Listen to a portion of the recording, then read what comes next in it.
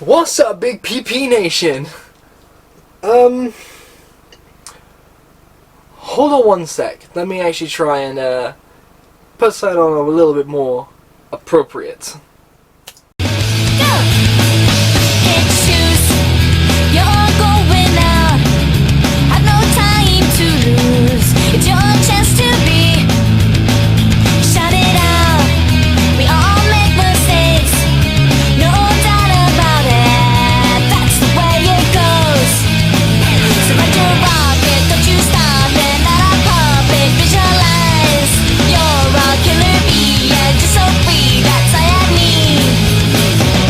This is your path to be. We're all here just for all the fun. Now you're jamming, jamming hard, yeah. Hype it up all once again. Jam it, hype it up. Now you're jamming, jamming hard, yeah. Hype it up all once again. Jam it, hype it up. Yes. There we go. Now, as you guys can tell, I am a big anime fan. If you guys see me live on Twitch, or you've seen some of my other videos beforehand on anything that I do at all, you guys know that I'm a big fan of anime and manga. And obviously with the straw hat, I think it can vouch for what actually it is. A few years ago, I did a video where I talked about my entire manga collection, and obviously, as you guys can see, over the past couple years, it has grown. So I thought I'd do another video showcasing you guys my entire manga collection, but this time I decided to go more in depth with it.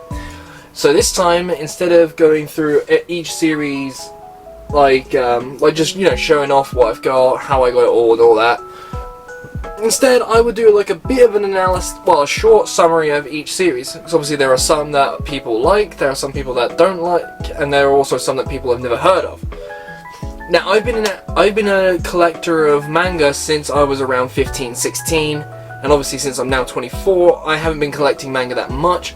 Mostly because I started off as an anime-only fan, then I ended up slowly transitioning into liking and collecting manga, especially when I started going into college. Which in the UK is more like being around 16, 17. So it was roughly around then where I started to mostly dedicate myself to collecting manga, and even as a 24-year-old now, I occasionally collect manga every now and then mostly when I get paid. At least once a month I end up going out and buying as much manga as I possibly can just to fill out my collection. And I'm running out of space, as you guys can see. But without me continuously rambling on and on and on and on, as usual, as I like to do, I want to go straight into the meat of this. So, we're going to transition to a regular, to a different spot. I will be showcasing every single individual series. I also will be talking about the general plot of the series, how long it originally ran for in Japan, and also got the names of the illustrators and the story creators themselves. So we'll be going through both of my entire shelves of everything manga related. So yeah, this will be a somewhat long-ish video, so if you guys are genuinely actually want to know what I've got in my collection, feel free to stay tuned. And if you guys want to suggest more manga to me that I should take a look at or even read, feel free to put them down in the comments down below. And also don't forget, like, comment, subscribe, hit the notifications bell if you must, and also don't forget to go in the description down below where you guys can find me on all my socials, including my Instagram, my Twitch, my Twitter, and my Facebook page. I will be live streaming as regularly as I possibly can, playing some video games here and there, and also chatting with the general audience like yourselves as well. So, without further ado, let's get straight into talking about manga. Hello everyone, going on a little side tangent here. I had to record over the actual footage of my video itself. Yeah, mostly because I didn't realize my microphone was actually turned off during the entire time, but I had to get the video out anyway. The whole thing is actually, I was going on a bit of a tangent saying that Amazon have kind of screwed me over. I ordered a volume of Beastars Volume 9, and the moment it arrived, I was supposed to originally get it in English, but when I actually opened up the packaging, it actually arrived in French. If you guys saw me on my Instagram, you guys know that I went on an absolute tangent about this shit.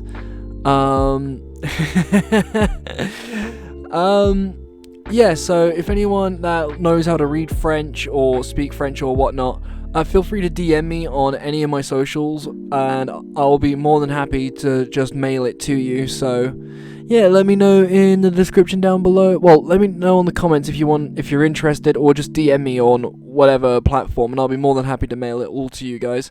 But further than that, I will see you guys in the rest of the video.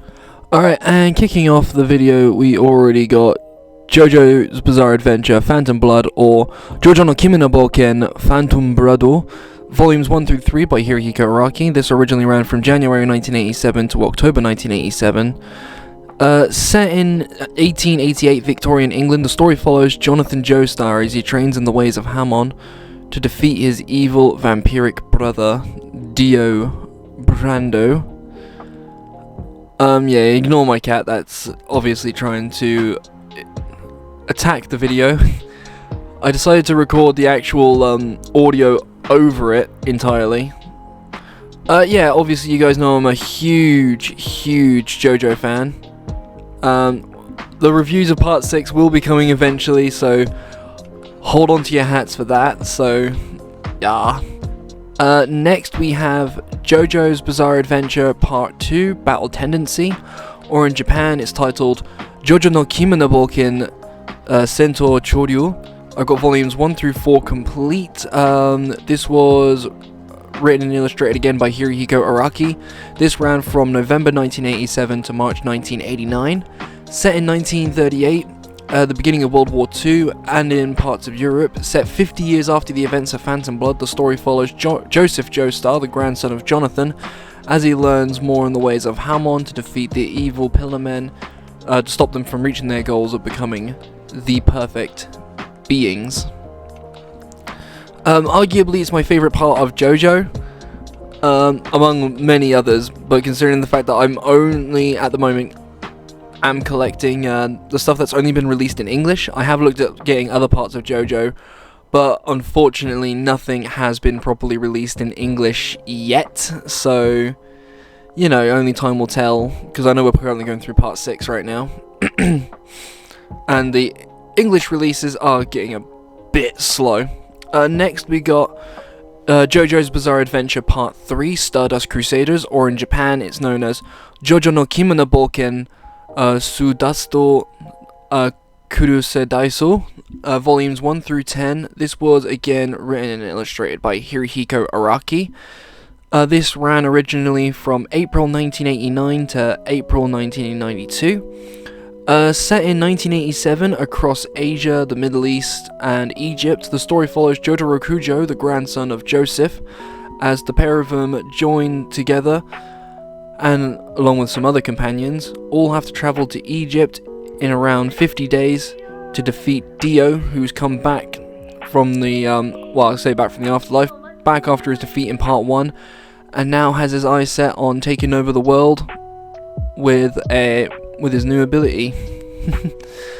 I prefer the manga version of part 3 overall in comparison to the original anime.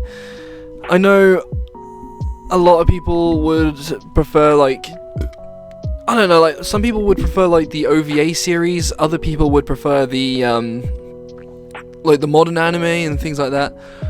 I know there's no filler in it, but, I don't know, I personally kind of prefer, the manga adaptation of it instead. Next we got JoJo's Bizarre Adventure Part 4, Diamond is Unbreakable, or in Japan known as Jojo no Kimi no Boken Diamondo wa Kodakanai. I got volumes 1 through 9. This was again written and illustrated by Hirohiko Araki. This originally ran from May 1992 to December 1995.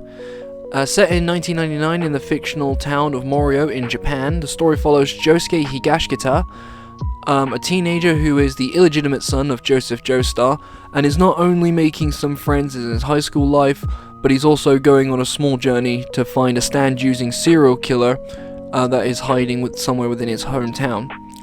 Obviously, just like the other parts of JoJo, I have reviewed this before. Yeah, it's been a while since I actually have done. Well, I say it's been a while. It hasn't been too long since I did my review of part 5 yet. And yeah, I mean, it is what it is. Can't do much about it. Next we got JoJo's Bizarre Adventure Part 5, Golden Wind, or in Japan it's known as JoJo no Kimi no Boken Oga no Kaze. I got volumes 1 through 9. This was again written and illustrated by Hirohiko Araki. This one ran from originally ran from December 1995 to April 1999. Set in 2001 Italy, the story follows Giorno Giovanna, who has the dream to take over the most powerful mafia gang in all of Italy and rid of all of its corruption, with the help of a capo and his men. So yeah, this is the one that I most recently reviewed on YouTube, so you guys know how much.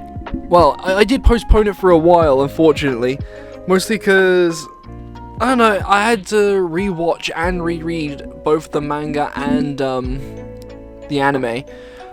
I know it's not too long in comparison to other JoJo parts, but damn, trying to get through part 5 sometimes can be a bit of a ball ache sometimes, considering the fact that I had to do it multiple times just to write the review. And plus I had to do my research on everything as well beforehand. Next we got, well, when it eventually comes up on the screen, because I am also post-recording this later on. Yeah, we got JoJo's Bizarre Adventure Part 6, Stone Ocean, or JoJo no Kimi no Boken Sultan Ocean, volumes 1 through 3. This originally ran from December 1999 to April 2003, and this was again written and illustrated by Hirohiko Araki. Set in 2011 Florida in a maximum security prison, the story follows Jolene Kujo, the daughter of Jotaro Kujo. As she is wrongfully accused of a murder that she didn't commit, she tries to escape with the help of some other convicts and also tries to stop an evil priest who's carrying out Dio's mission to create the perfect world in his own image. Next, we got Thus Spoke Rohan Kishibe, or in Japan is known as Kishibe Rohan wa Oga Kanai, volumes 1 and 2. Again written and illustrated by Hirohiko Araki, and this originally ran in July 1997 and is still kinda going at the moment, but it's on hiatus right now. It's a spin-off series of JoJo's Bizarre Adventure about Rohan Kishibe from part 4, and it's an anthology series about him traveling the world to gain inspiration for his next upcoming manga. Next we got a classic shonen series, Fist of the North Star, or Hokkyoto no Ken. I currently own volumes 1 through 12 at the moment because it's still being printed in English at the moment in these beautiful hardcover editions. This was written and illustrated by written by Borusan, and the art style was done by Tetsuro Hara. This originally ran from September 1983 to August 1988. After a nuclear war turns Earth into a lawless wasteland, Kenshiro, a practitioner of a deadly martial arts called Hokkyoto Shinken, has to fight a succession of tyrannical warriors to restore peace and order throughout the entire world, and also as we learn more shit about his past as well. Absolute classic series, highly recommend it for those, especially if you love like shonen stuff like JoJo's Bizarre Adventure, or if you like stuff such as Baki as well. I am looking forward towards the remake when it eventually comes out, but other than that I can't really say too much about it because I know it only got announced last September for the 40th anniversary of Fist of the North Star, but I have no idea when it's actually supposed to be coming out. But we just gotta hope that it is gonna be soon. But yeah, to be fair, I should actually try and, I should have decided to edit through this post, but I'm doing this recording last minute because trying to do the actual recording itself was an absolute pain in the ass. So I wanted to try and get as much of it done as I possibly could. Next, we have the original Dragon Ball, or in Japan it's obviously known as Doragon Boru. This originally, well, I've got volumes 1 through 16, which is how it's released in both the North American version and the English and the UK version. Obviously this was written and illustrated by Akira Toriyama, an absolute legend in the manga industry, with his unfortunate passing this year in in 2024, back in early March. This originally ran from December 1984 to September 1988. Son Goku, a fighter with a monkey tail, goes on a quest with a teenage girl called Bulma in search of the mystical Dragon Balls, a set of 7 orbs that can summon the eternal dragon Shenron, and has the ability to grant them any kind of wish they want. Obviously, I'm a big Dragon Ball fan. Other than JoJo and One Piece and things like that, Dragon Ball is very important to me because it was like the very first anime I actually watched all the way through, like from start to finish. Because I remember, obviously, like I said, I started off as an anime fan before going into being a manga collector. I don't know, Dragon Ball itself just stayed with me all this time, and even with with it recently being put on Crunchyroll in the UK, after re-watching the original Dragon Ball, I'm not too big on the original Dragon Ball, like the anime adaptation, just like with Part 3 of JoJo. I'm more akin to the manga version, mostly because I think it's more tight and more concise with its storytelling. Next, we got Dragon Ball Z, or in Japan, Dragon Boru. I don't know what the Japanese word for Z is, but I'll just say Dragon Boru Z. Got volumes 1 through 26. Just like the original Dragon Ball, this was written and illustrated by Akira Toriyama. This originally ran from October 1988 to May 1995. This one is set 5 years after the events of the original Dragon Ball and the defeat of Piccolo Jr. Spoilers! It follows Goku in his adult life now, as he learns about his true heritage of him being a Saiyan, and was actually not raised on... Well, he was raised on Earth, but has like a Superman kind of backstory, where instead of actually being raised on his home planet, he was raised on planet Vegeta. And yeah, like... any anime fan from like who grew up through the 90s or the early 2000s has at least watched maybe a couple episodes of Dragon Ball. I remember watching reruns of it on Cartoon Network in the UK, which normally wouldn't play until very, very late in the evening. And I remember I'd catch the odd episode here and there, but it wasn't until I was around 12 or 13 is when I started to probably binge watch Dragon Ball. Next we got Dragon Ball Super, or Dragon Boru Super. I got volumes 1 through 10. This was this was illustrated by Akira Toriyama, and the story of it was done by Toyotaru.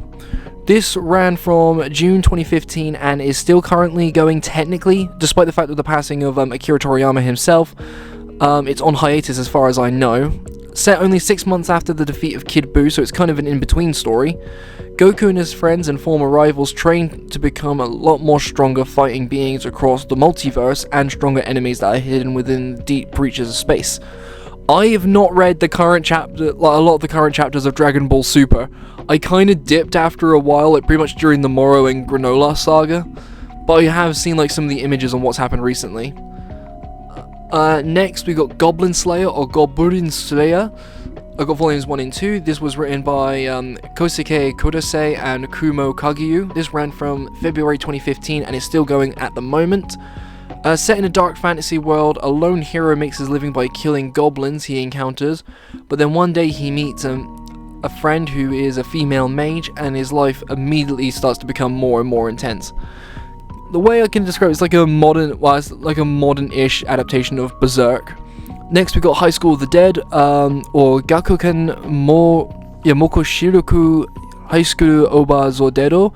I got volumes 1, 3, 4, and 7, and this was written by Daisuke Sato and illustrated by Shoji Sato. Ran from August 2006 to April 2013. This is currently left unfinished, unfortunately, because one of the creators passed away back in 2018. The story follows a group of high school students and the school nurse as they deal with a worldwide catastrophic event known as the Outbreak.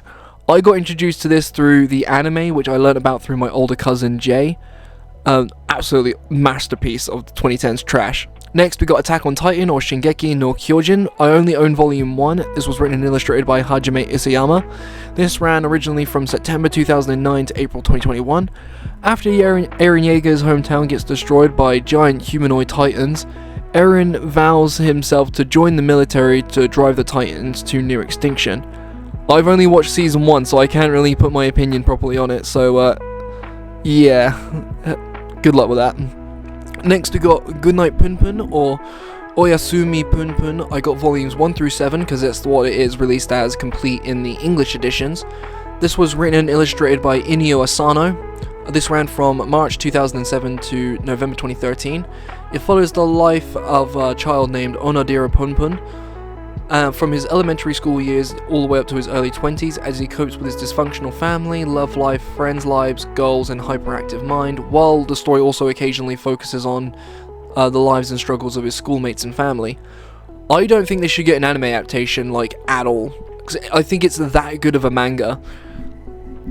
I would recommend it, especially if you're a first-time reader and you're not 100% into manga, but it's so good, especially for mature audiences.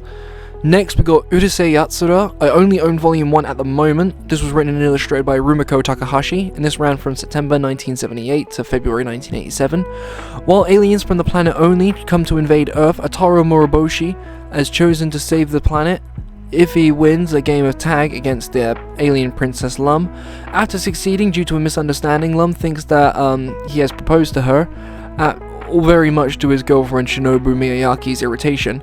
Absolute classic banner of a series. I've watched most of the first season of the new adaptation of Urusei Yatsura. It's really good and I highly recommend it for modern viewers. Next we got My Dress Up Darling.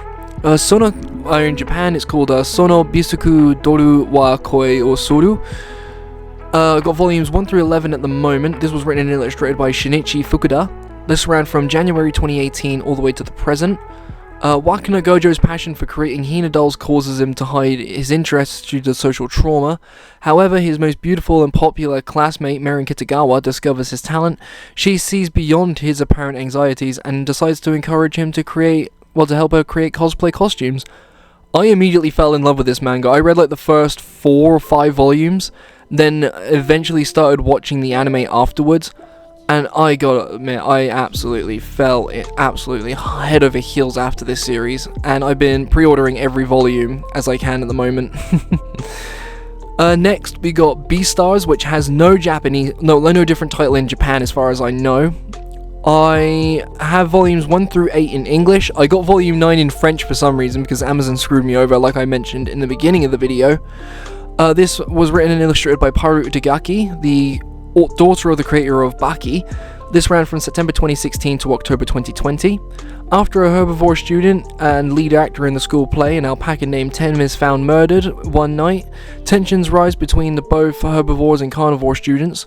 With the killer still on the loose, mistrust and fear spread throughout the campus of Cherryton Academy, and everyone is enlisted as a suspect. Really good series. Definitely watch the Netflix series if you ever get the chance. And I'm waiting for the final season to come out. Next we got Devilman, or in Japan it's known as Deburuman.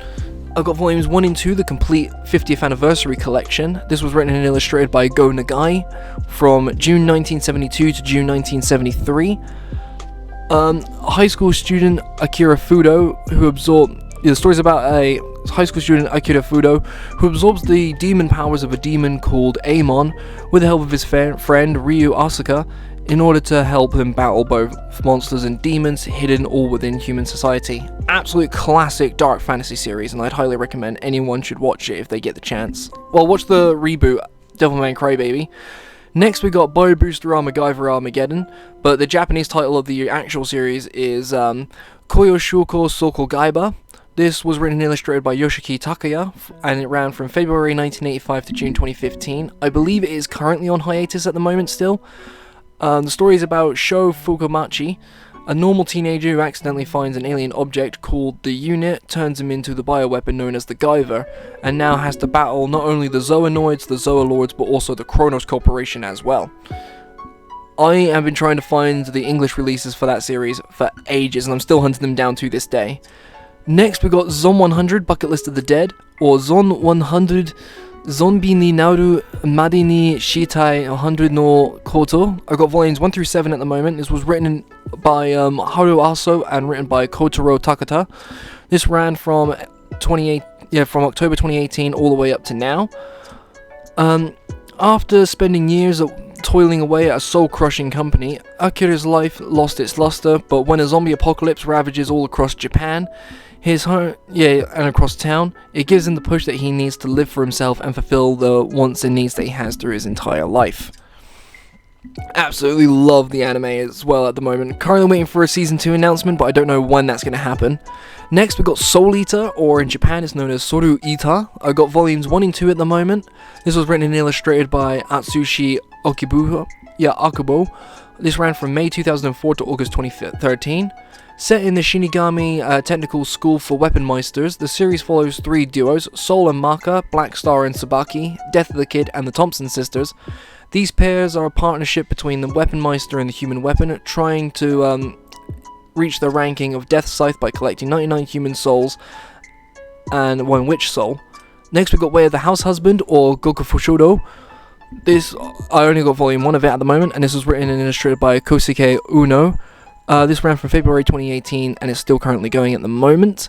A former Yakuza legend, the Immortal Dragon, leaves it all behind to become an average full-time house husband. Absolutely comedy series. Absolutely love that shit to pieces. Next, we got the most chunkiest series I've got right now. Berserk, or Berusuku. I got volumes 1 through 5 of the deluxe editions, or 1 through 15 if you do the math on the actual editions. Originally written and illustrated by Kentaro Miura, and is being continued by Koji Mori. This started in August 1989 and is recently went back to serialization. The story follows Guts, a mercenary warrior who is drawn into the world of the God Hand. Very powerful beings who will rule the world, and well, there's more of the supernatural realm of the world. Absolute classic series.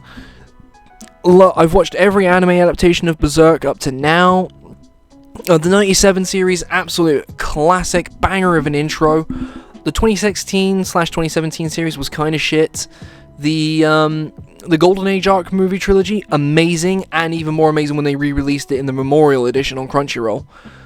I would highly recommend watching the 97 series at least, or just read the manga, like just stick with the manga, because it's that good. Next on my list we got Hellsing. I own volume 1 of the deluxe editions. Oh, it goes like up to halfway through volume 3 of the original run of the manga. This was written and illustrated by Kota Hirano. This ran from April 1997 to September 2008. The Hellsing organization is a special ops division working for the Queen of England to purge the world of supernatural beings such as vampires, werewolves, ghouls, and also vampire Nazis as well. I watched the OVA series before I actually even read the manga. I'm still trying to collect the other volumes of it at the moment, but I am finding it really good at the moment. And I did watch Hellsing Ultimate as well, in case anyone wants to know as well. And Hellsing Ultimate Abridged. Next we got Akira, volumes 1 through 4, and this was written and illustrated by Katsuhiro Otomo. Originally ran from December 1982 to June 1990. In 1988, the Japanese government drops an atomic bomb on Tokyo after an ESP experiments on children fail. In 2019, 31 years after the nuking of the city, Kaneda, a bike gang leader, tries to save his friend Tetsuo from a secret government project, but he then battles anti-government activists, greedy politicians, and irresponsible scientists, and a powerful military leader until Tetsuo's supernatural powers manifest. Classic movie, highly recommend it for anyone who's starting to get into anime. Next we got Rohan at the Louvre, or Kishibe Rohan Ruvuru Iku, written and illustrated by Hirohiko Araki. This was originally launched in 2010, March 2010. Rohan Kishibe recalls the tale of the blackest painting ever made, called the most evil of all paintings. It used a paint that shouldn't exist, and so he and his editor go to the Louvre in France to search for answers. I've not seen the live action movie yet. I do plan on it at some point, but I remember I bought this in a small comic book store in London. Wonderful place. I'm hoping I can find it again at some point. Next, I got Full Metal Alchemist, or Hagane no Ren Kinjitsushi. I've just recently collected all 27 volumes of it in the 3-in-1 editions.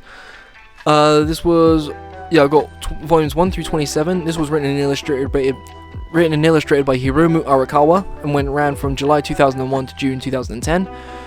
When a failed alchemical ritual leaves brothers Edward and Alphonse Elric with severely damaged bodies, they begin searching for the one thing that can help them restore their bodies, the fabled Philosopher's Stone. Absolute classic. If I was going to recommend anyone watch any version of Fullmetal Alchemist, it would obviously have to be FMA Brotherhood. Yeah, I would just say watch the anime first, then read the manga, then you can see where the differences vary. But I would say, yeah, FMA Brotherhood, banger of a series. Highly recommend for first-time viewers of anime. Next, when it eventually comes up on here, I got Chainsaw Man or Chainsaw Man, volumes 1 through 15, written and illustrated by Tatsuki Fujimoto. This started back in December 2018 and is currently going to this day. Denji, an impoverished teenager who makes a contract and fuses his body with that of the heart of his best friend, a dog-like devil called Pochita, granting Denji the ability to transform parts of his body into chainsaws. Absolute masterpiece of a modern shonen series. I would say it's better than Jujutsu Kaisen. I know a lot of people are going to hate on me for that, but I don't care. Like, this series was absolutely fantastic. I remember I started getting into it before the anime was announced publicly. I read through volumes 1 through, I think it was 1 through 6, because I remember I bought them all on Amazon. Then I went to London that same year, and when I picked up the final volume, which was volume 11 at the time, the anime was announced not long after, so that's when I was like, you know what, fuck it, I'm just gonna binge read every single volume of Chainsaw Man until the anime comes out. And I eventually did, and I'm currently up to date with the English physical releases. So I've got volume 16 on pre-order right now, so I'm just currently waiting for that to come out. But I have heard about the recent controversy of the most recent chapter that's just come out as well, with the Evangelion reference. But I haven't read that chapter yet, so hold your horses on that controversy for a while. Next we got Spy Family, and it's not Spy X Family for you fucking degenerates who class it as that. I got volumes 1 through 11. This was written and illustrated by Tetsuya Endo. This originally ran from March 2019 and is still currently going in the present right now. I haven't seen the Spy Family movie yet, so hold off on that for a while. Yeah, so the story is about a spy who has to build a fake family to execute his mission, stopping a Cold War happening between the countries Ostania and Westalis. But not realizing that his adopted daughter, Anya Forger, is a telepath, and the woman who's agreed to marry him, Yor Breyer, is also a secret assassin. I've binged watched every episode of Spy Family. I think I read the first volume of the manga first, then I watched the anime. Then since then I've been collecting every volume since then. I'm currently up to date with the physical releases of it right now, but I am also waiting for the movie to come out on Crunchyroll, and I'm waiting for pre-orders to become available of the movie on Blu-ray on Amazon. I know it comes out like end of June this year, but yeah, is what it is, I'm afraid. Next, we got the cream of the crop of my manga collection right now, and what I'm currently reading, well, I've put it on hold on reading at the moment because I'm still reading Fullmetal Alchemist right now. I got volumes 1 through 72 of One Piece, written and illustrated by Eiichiro Oda, ran from July 1997 and is still currently going right now, over 100 volumes later. So yeah, I currently own up to partway into the Dressrosa arc. Obviously, for those of you who don't know, somehow, Monkey D. Luffy, a young man who's made of rubber after eating the Gum Gum Devil Fruit, he sets off on a journey with his crew, the Straw Hat Pirates, traveling from the East Blue into the Grand Line, searching for the Pirate King Gold D. Rogers' treasure, the One Piece. Obviously, over 26 years later, they still have not fucking found it yet. But they'll get there eventually. Yeah, I know in Japan, I think the series is currently up to volume 109? Like 108, 109 right now? And I know with the English release, we're currently up to volume 105, because we only just started the Egghead Island arc, which I know the anime is currently going through right now. I'm partially caught up to the anime right now. I did watch the most recent episode I did watch was the fight between Luffy and Rob Lucci. Damn. that fight goes hard. I would say it doesn't go as hard as the fight between Gear 5 Luffy and Kaido, but it still goes pretty hard. But yeah.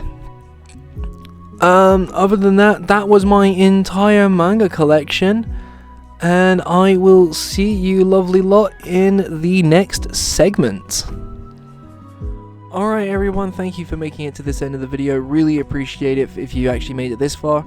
Please don't forget to like, comment and subscribe. Hit that notification bell as well if you can.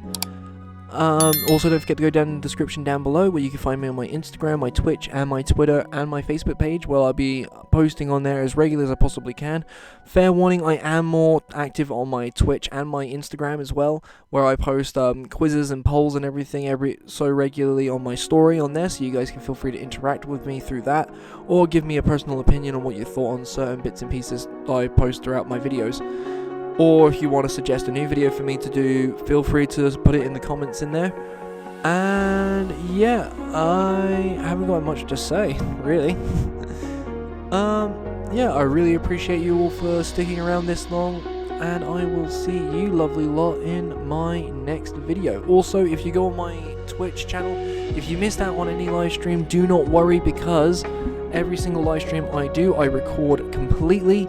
And if you guys happen to miss a live stream here or there, I immediately do a little bit of editing, mostly the starting the stream and in the stream. Yeah, I will upload it straight onto YouTube the next day, hopefully, if you guys are interested. So yeah, other than that, I ain't got much to say. I will catch you absolutely beautiful lot in the next video.